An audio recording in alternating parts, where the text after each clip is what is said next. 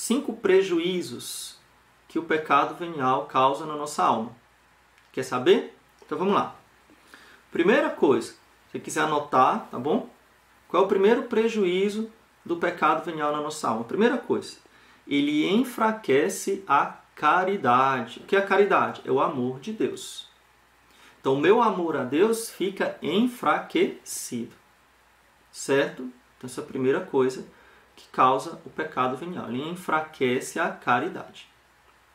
Então, ao pecar constantemente, com pecados leves, pecados veniais, o meu amor ele vai diminuindo. A minha caridade para com Deus ela vai diminuindo. E também a minha caridade para com o próximo vai diminuindo. Certo? Então, primeiro ponto. Segundo ponto. Ele revela um afeto desordenado pelas criaturas. Veja, nós podemos amar as criaturas? Sim. Podemos gostar das criaturas? Sim. Essa foi, inclusive, uma crise de São Francisco que Santa Clara resolveu, né? Um momento lá que São Francisco estava meio escrupuloso e chorando porque ele amava os irmãos, porque ele amava a natureza, porque ele amava tantas coisas, ele tinha que amar só a Deus. E Santa Clara deu um conselho para ele.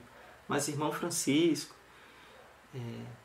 Deus ama também os irmãos, a natureza.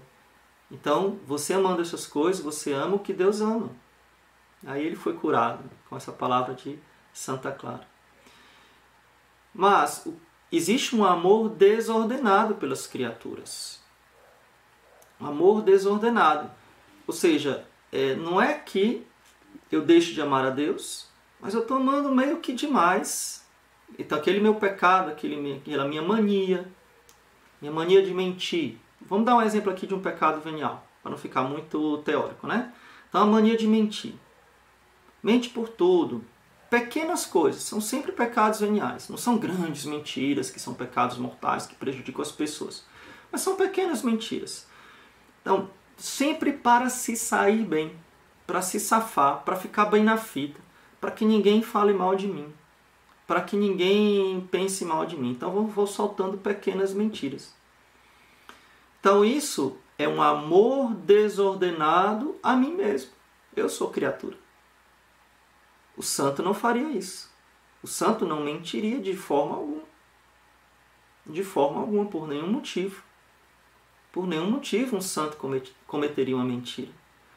Mas o nosso amor desordenado pelas criaturas, o nosso amor próprio, então o amor a mim mesmo, desordenado, ou seja, acima do amor a Deus, faz com que eu cometa frequentemente. Então esses pecados veniais frequentes mostram esse meu amor desordenado pelas criaturas.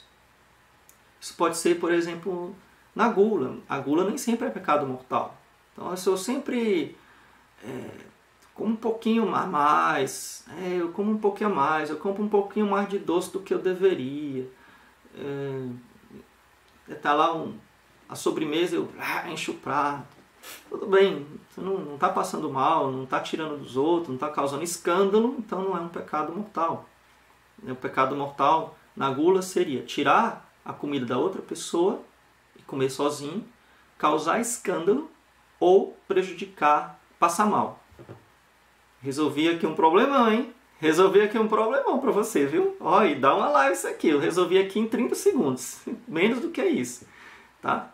Então, tirando essas condições aí, não chega a ser um pecado mortal. Mas aí você sempre está passando dos limites, sempre está comendo um pouquinho mais de doce do que deveria, né? Você sempre está pegando um bocado de pedaço gostoso ali da galinha. Pensar aqui na galinha. Galinha, um bocado de pedaço gostoso, você sabe que a sua mãe, os seus irmãos gostam da moela. Aí você também gosta, você pegou a moela.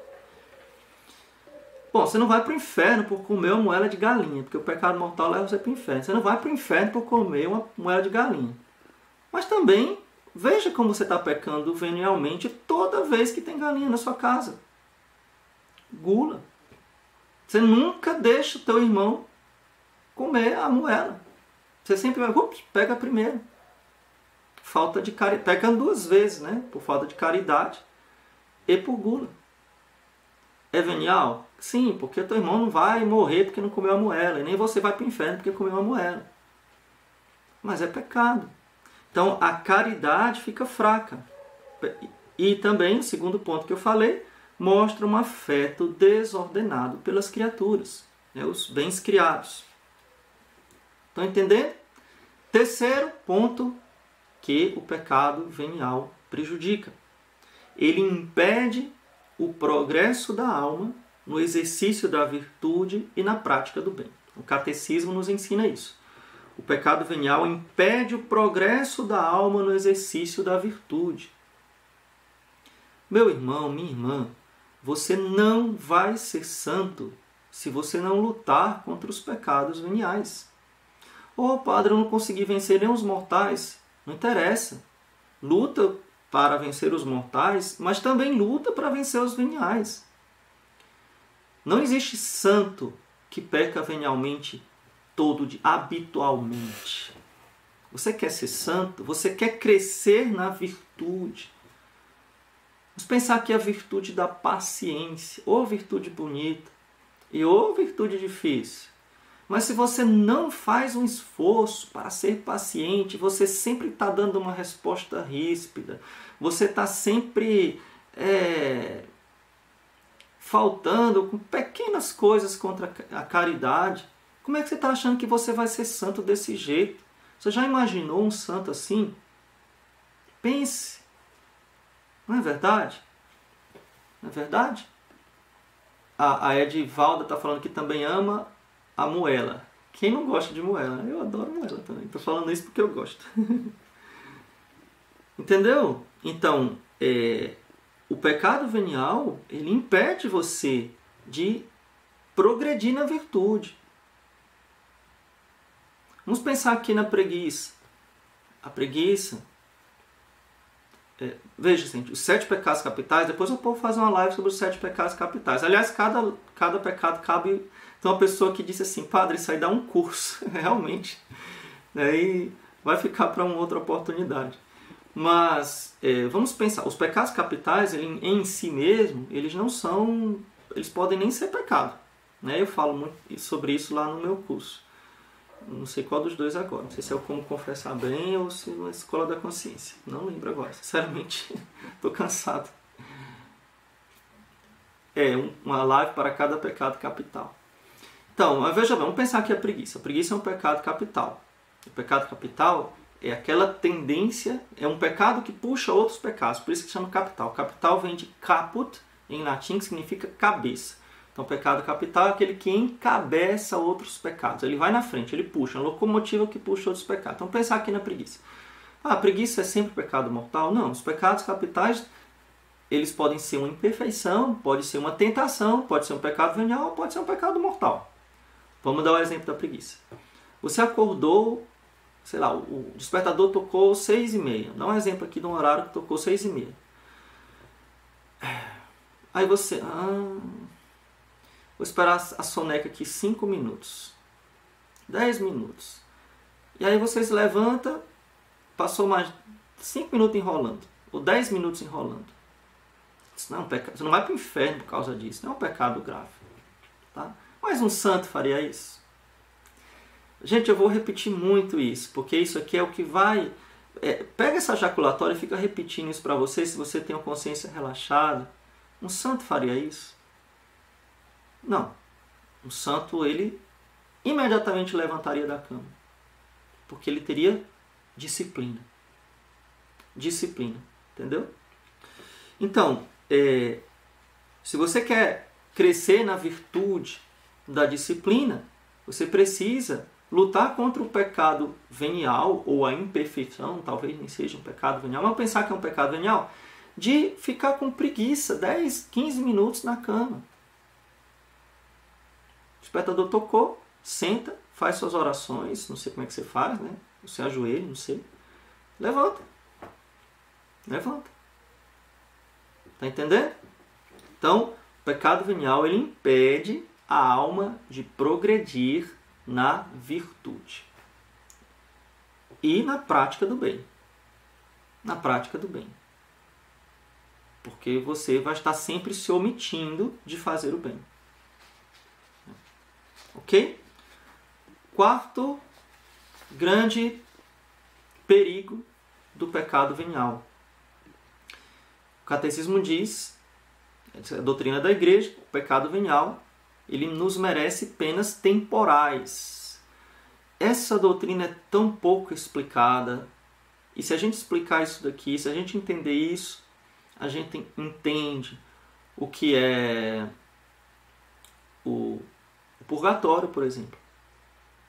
A gente entende por que temos que fazer sacrifício, a gente entende confissão geral, a gente entende um monte de coisa se a gente entender as penas temporais. Então, o que são as penas temporais? Todo pecado ele tem duas penas. Ele nos merece, ele tem duas consequências. Uma consequência nesta vida, consequência temporal. Não sei se vocês assistiram, né? Quem é meu aluno, aquela aula dos preguinhos na árvore.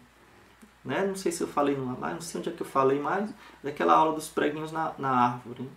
Então tem as consequências temporais e as consequências eternas.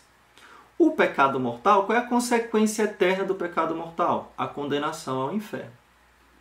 O pecado venial, ele não tem consequência eterna, por quê? Porque ele não rompe a amizade com Deus. Mas ele tem consequências temporais, tem castigos temporais. Temporais significa no tempo. Então, cada pecado venial corresponde a um castigo, uma pena temporal no tempo, que é consequência da própria maldade intrínseca do pecado. Estão me acompanhando nisso? Padre, como é que a gente tira essas penas temporais? Existem vários modos, né? A gente pode falar sobre isso. Agora no projeto Sede Santos, todas as noites, às 8h40. Posso falar sobre isso, mas rapidamente falando, a gente tira as penas temporais pelas penitências, pelos sacrifícios, pelo nosso arrependimento perfeito. E se a gente não pagarmos as nossas penas temporais nesta vida, nós vamos pagar aonde? No purgatório. Né? No purgatório. Nós acreditamos, não podemos afirmar com certeza, mas os santos são aqueles que não passam pelo purgatório. Porque viveram aqui na Terra sua vida de forma tão exemplar e tão mortificada e com amor tão grande a Deus, que eles não tinham mais o que pagar no purgatório. Ou talvez pouquíssimo, né? Talvez pouquíssimo. Então, nós, pelo pecado venial que nós cometemos todos os dias, nós alcançamos, nós merecemos as penas temporais. E olha como isso é sério. Eu estou acumulando uma dívida que eu vou pagar no purgatório. Em vez de vir a Deus imediatamente, vou sofrer as penas do purgatório. O que é terrível. Quinto ponto que nos mostra o catecismo. E esse aqui é o mais perigoso de todos. Não sei se você está anotando aí. Esse aqui é o pior de todos. A pior consequência do pecado venial. Quer saber? Muito bem. Bora lá. Qual é a quinta consequência, que é a pior de todas, do pecado venial? Ele nos dispõe aos poucos para cairmos no pecado mortal. Entendeu? Então veja, a quantidade de pecados veniais não se torna um pecado mortal. Muitas pessoas escrupulosas acham que porque cometem muitos pecados veniais já está em pecado mortal. Não, não é a quantidade. Porém, a frequência nos pecados mortais predispõe a minha alma para pecar. Perdão, a frequência nos pecados veniais predispõe a minha alma para cometer o pecado mortal. E isso, ao meu ver, é a consequência mais grave de eu não dar importância ou não lutar contra os pecados veniais. Porque cometer o pecado mortal é sair da graça de Deus, da graça santificante, é colocar a nossa salvação em risco. Não é verdade? E aqui eu separei uma outra frase muito bonita de Santo Agostinho, grande doutor da igreja, um grande santo doutor da igreja, Santo Agostinho. Separei uma frase linda dele, que também está no Catecismo. Falando dos pecados veniais, Santo Agostinho diz o seguinte: esses pecados que chamamos leves, veja que a doutrina da igreja desde sempre, né? Então não é invenção, a igreja não inventa, né? Então, desde sempre, Santo Agostinho dizia, né, da antiguidade, estes pecados que chamamos leves, não os consideras insignificantes. Então ele exortava, olha, esses pecados que vocês chamam leves, que nós chamamos leves, não os consideras insignificantes. Se os consideras insignificantes ao pesá-los, treme ao contá-los. Olha que bonito. Sim, são pequenos, são minúsculos, são coisas do dia a dia. Verdade. São insignificantes ao pesá-los. Não são pesados, são leves. Mas não são insignificantes ao contá-los. São numerosos. E aí é que mora o problema. É bonita essa frase, Santo Agostinho. Eu vou repetir aqui para quem quiser anotar. Esses pecados que chamamos leves, não os consideras insignificantes. Se os consideras insignificantes ao pesá-los, treme ao contá-los. Então, acho que você entendeu e eu queria terminar fazendo essa pergunta. Qual é o maior benefício que você pode tirar ao identificar os pecados veniais? Qual é o maior benefício? É só você colocar o contrário naquilo que eu falei. Mas em uma palavra ao identificar e ao lutar contra os pecados veniais, você caminha e progride para a santidade. Se você reconhecer e lutar contra eles, você está caminhando para a santidade. Você não está santo ainda. Não se preocupe. Não se preocupe com orgulho. Você não está santo ainda. Mas você está no caminho da santidade. E você está preservando a sua alma de cair nos pecados mortais. Não é isso? E uma outra coisa muito importante para quem sofre de escrúpulos é saber, ao identificar os pecados veniais, saber nominá-los como veniais. Esse pecado é venial. É pecado? Sim. Ofende a Deus? Sim. Mas não me impede de comungar. Não me leva à condenação eterna. Não me excomunga. Entendeu? Então, e eu humildemente reconheço a minha fraqueza, mas bola para frente. Bola para frente. Gente, o caminho da cura dos escrúpulos, quem é meu aluno sabe, é o caminho da humildade. E a gente trabalha muito isso lá na Escola da Consciência, né?